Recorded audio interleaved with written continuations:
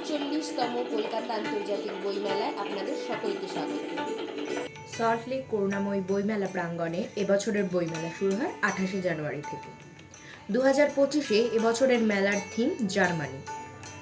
মেলা ইনগুরেট করলেন রাজ্যের মুখ্যমন্ত্রী মমতা বন্দ্যোপাধ্যায় ও জার্মান অ্যাম্বাসেডর ফিলিপ আকারম্যান। এশিয়ার লার্জেস্ট বইমেলা কলকাতা বইমেলা প্রথম শুরু হয় 1976 সালে। এবছর যার 48শে পদার্পণ। পাবলিশার্স অ্যান্ড বুকসেলার্স গিল্ড আয়োজিত কলকাতা বইমেলার স্টল সংখ্যা 1000 বা তার বেশি। মেলার চতুর্থ দিনে পৌঁছে গেছিলাম মেলা প্রাঙ্গণে। 1 নম্বর গেট থেকে মেলায় প্রবেশের ঠিক পরেই ঢুকে পড়লাম জার্মান প্যাভিলিয়ন।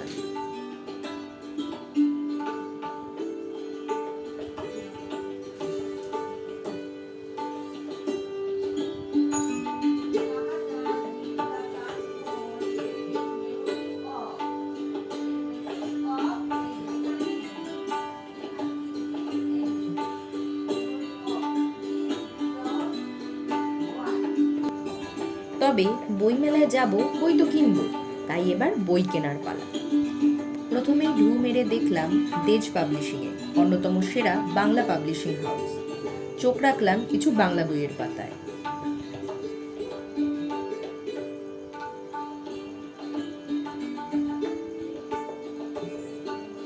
বইমেলায় যুব সমাজের আসার অন্যতম প্রধান কারণ তাদের পছন্দের লেখকদের বই কেনা ও সই সংগ্রহ। পত্রভারতী স্টলে প্রথমেই দেখা মিলল লেখক অভিক সরকারের সাথে।